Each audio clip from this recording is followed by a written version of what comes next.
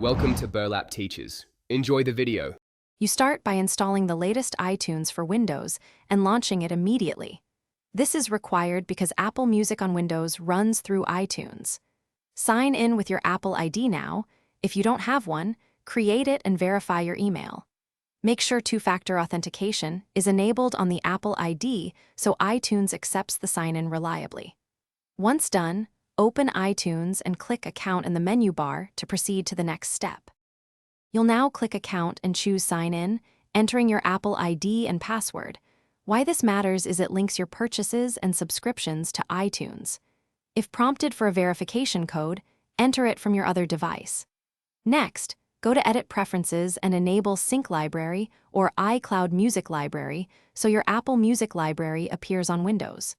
Make sure to accept subscription or payment prompts if asked, because that unlocks complete streaming access in iTunes. You finish by confirming Apple Music content shows under For You, Browse, or Library tabs. That means you're logged in and synced. If your library doesn't appear right away, restart iTunes, and if needed, restart Windows to clear cached issues. This often fixes sync delays.